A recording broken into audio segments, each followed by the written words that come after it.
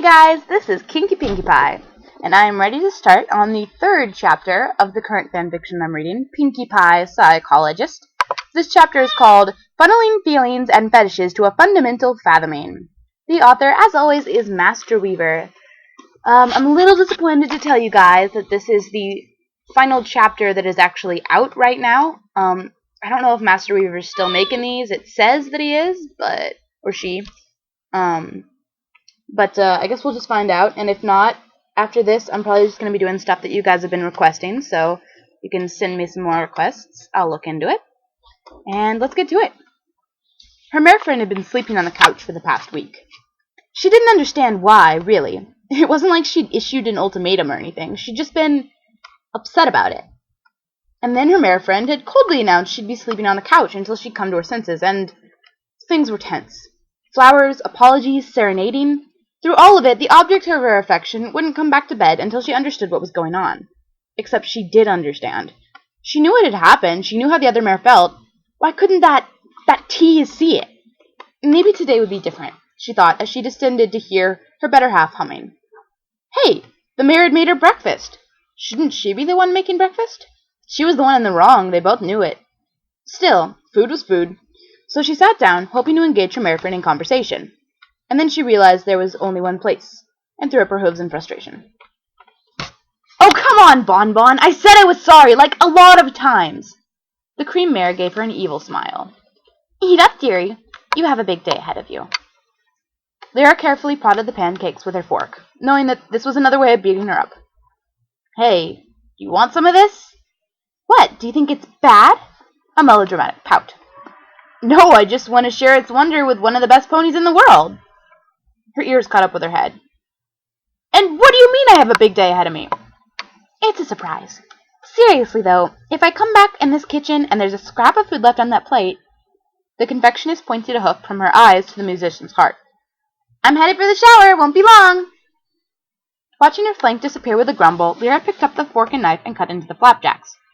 They were, as always, delicious. Still, it was kind of wrong not to see Bonbon across the table. Or in her bed.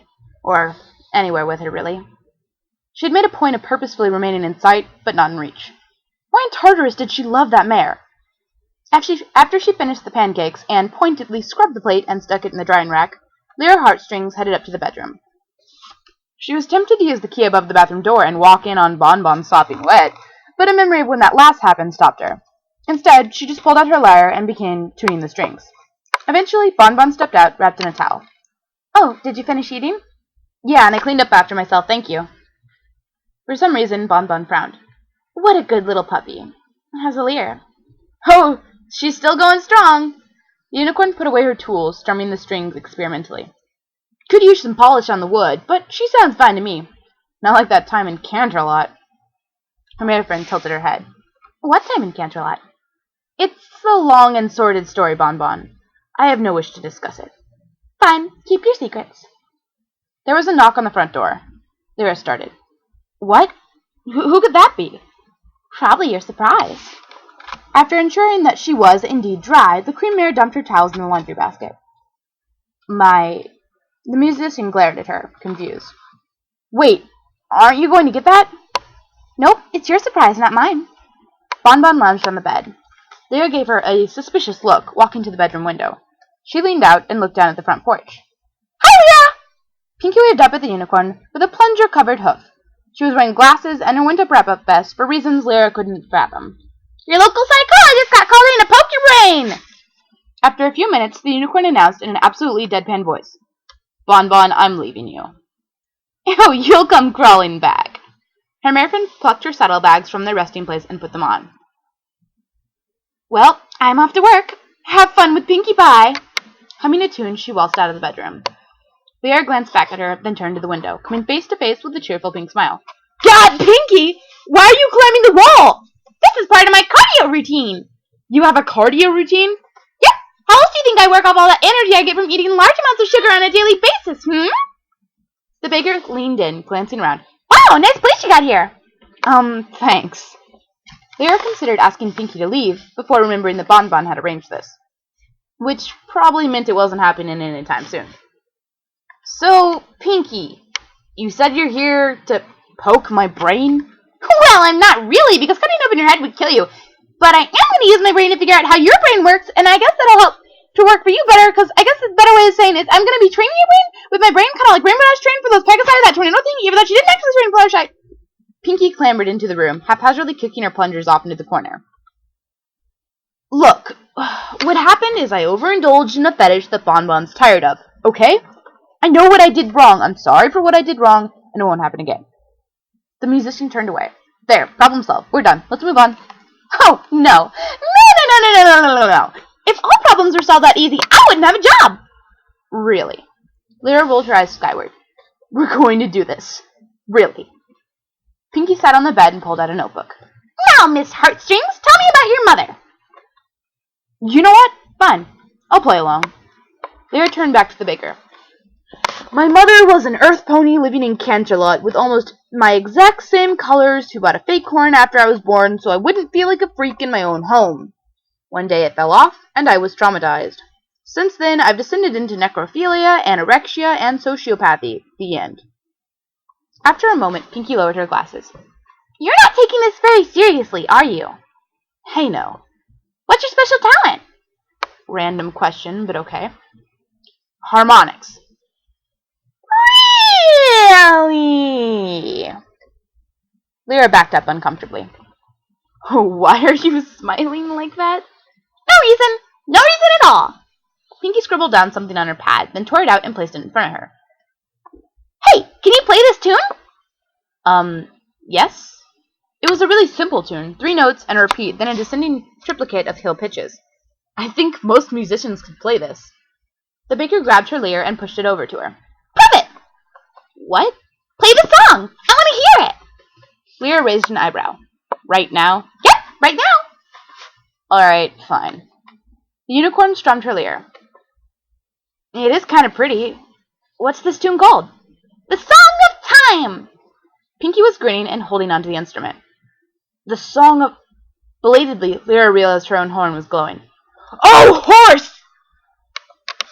Let's see where we are in time. Oh, we got time. Keep going. Apples! Lyra glanced around furtively, trying to find anything familiar in the room. It was, she realized, the same room. That is, it had the same dimensions, but the wardrobe was smaller and the bed had different mattress. Wow, this place was really Spartan in the past! Pinkie walked next to the bed. No nightstands or anything! Yeah, I bought the nightstands after... The musician blinked. You planned this! She pointed an accusing hook. Somehow you knew! Some magic song, and you realized if I played it... Actually, I left myself instructions. Pinkie shrugged. Well, I suppose I'm going to leave myself instructions now. Back here, I'm still on the rock farm. What? How does that even... Stable time loop. Speaking of which, we should get out before Bonbon gets back from school. The baker walked out the bedroom door, humming something under her breath. Lyra walked after her, trying to keep her head as she considered the facts. She was in the past. Okay. Magic music wasn't a total unknown, although how Pinkie managed to trick her into casting a spell would forever elude her. What was important now was getting back to the future. And sadly, the very pony that had brought her here was the best bet at sending her back. Wow, Bonbon didn't have a lot of money back now. Pinkie looked over the simple chair and table that rested in the living room. I guess she'll do something important in her life. Just being here is making me really sad. Yeah, before we met, Bonbon was kinda... listless. Lyra let her eyes ascend to the ceiling. It's better not to talk about this period of her life. It's me you're psychobabbling about, not her. Let's focus on me, okay? Okie dokie dokie! How'd you send us to the past? Well, that had been abrupt. Well... You see... Okay, I can't do magic. The baker blinked. But you just did magic! No, I can't. I can channel magic if I use music, but I can't control it.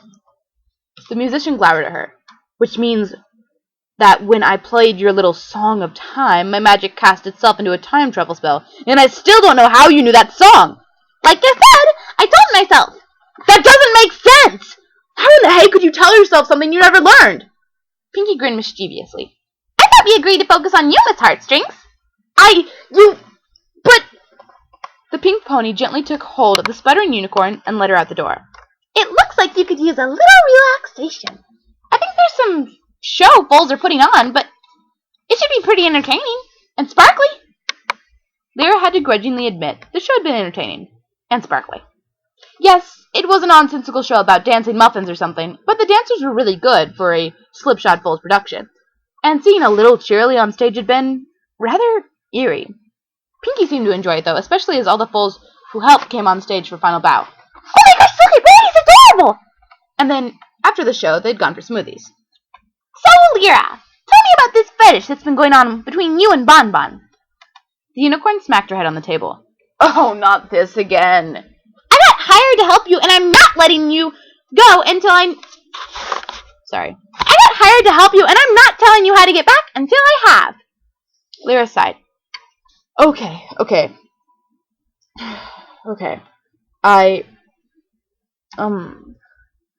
How do I say this? She breathed in. I'm an otherkin. A what now? The unicorn remembered who she was talking to and verbally backed up. Oh, jeez. How do I explain this? Okay, Pinkie. How do you feel about being, let's just say, a honey badger? Well, having claws and being short would be really weird, but I think the thick skin and the whole venom resistant thing sounds cool. Plus, there's all the honey I could steal, and I'd be a normal badger or a pink one. I meant hopefully gems in her mouth. Okay, wrong question. Can you imagine yourself as a honey badger? The pink pony nodded. Lyra removed her hoof, glancing around self-consciously. Alright, now, let's say you're a pony and you know it, but you can only imagine yourself as a honey badger. Wait!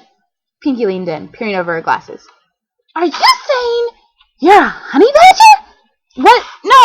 No, the honey badger thing is just an example. I mean, there are ponies that just can't think of themselves as ponies, even though they know they are.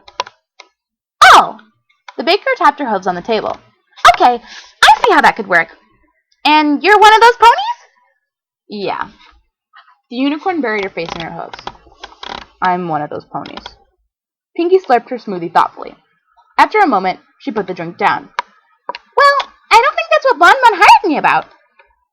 Wait, Lyra looked up in confusion. That's not what she's worried about? Nope. She seemed pretty certain that she liked you as you were, and you just needed to get over yourself. Pinkie grinned. Besides, I'm pretty sure I'm another kin too.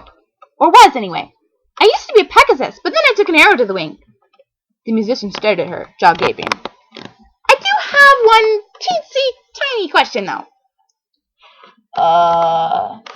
Lyra composed herself and crossed her foreheads. Of course. Shoot. What's a fetish? And I think that's a good place to stop. So I hope you guys like how this chapter's going so far. It looks like I'm a little less than halfway through it. So leave me some comments. Give me some feedback. Let me know. See you guys.